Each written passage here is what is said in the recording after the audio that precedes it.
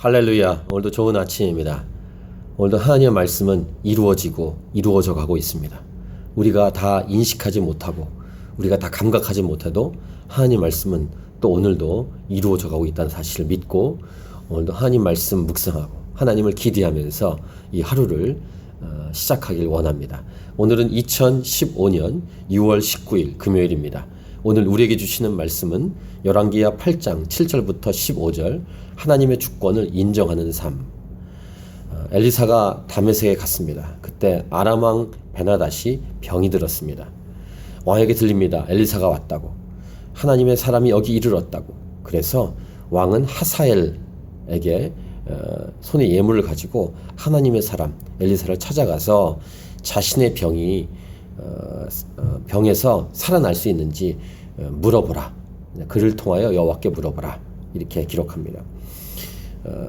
하사엘은 그 하나님의 사람을 맞이하러 다메섹의 모든 좋은 물품을 예물로 삼아서 낙타 40마리에 싣고 나아갑니다.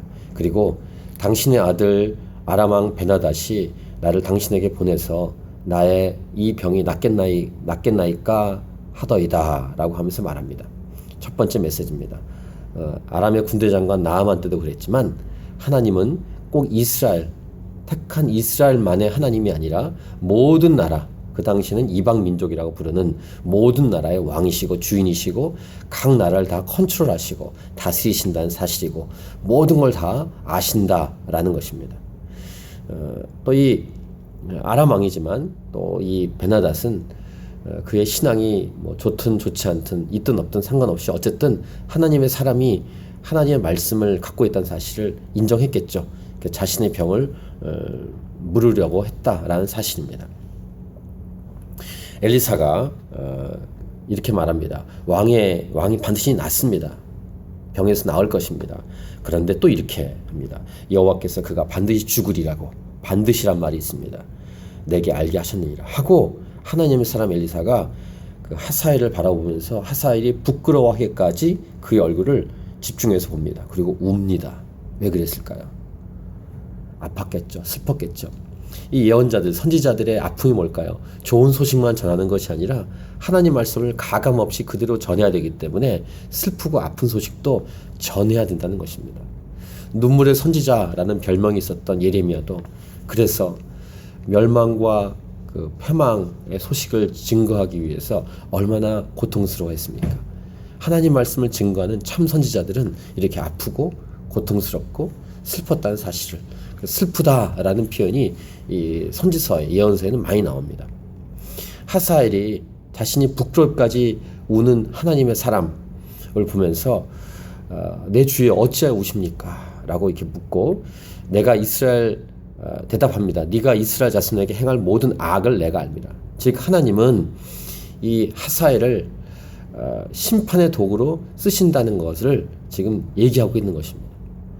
이스라엘 자손을 심판하기 위한 도구로 하사엘을 쓰신다는 것. 다시 보겠습니다. 네가 이스라엘 자손에게 행할 모든 악을 내가 알미라. 네가 그들의 성에 불을 지르며 장정을 칼로 죽이며 어린아이를 맺히며 아이벤 부녀를 가리라. 이런 끔찍한 일을 이제 하사엘을 통해서 하나님이 허락하신다는 거예요. 이스라엘 선지자로서 이 내용을 전하는 것이 얼마나 안타까웠겠습니까? 생각해 보십시오. 하나님이 선택한 이스라엘을 심판하셔야 되는데 옆에 있는 이방 민족의 사람을 통해서 심판하는 메시지를 증거해야 돼요. 그 말을 지금 이 하나님의 사람을 통해 전달받고 있는 이 하사엘. 하사엘은 당신의 개 같은 종이, 이 개라는 용어를 씁니다. 자기를 비하하는 거죠. 어떻게 그런 큰일을 하겠습니까? 그러니까 엘리사가 말합니다. 여호와께서 네가 아람 왕이 될 것을 내게 알게 하셨느니라. 그리고 가서 이제 베나닷에게 살 것이다라는 얘기를 했는데 그 다음날 하사엘이 이불을 물에 적셔서 왕을 얼굴 덮어서 죽입니다. 자, 하나님의 말씀을 듣지 않아도 이런 일을 했을까요?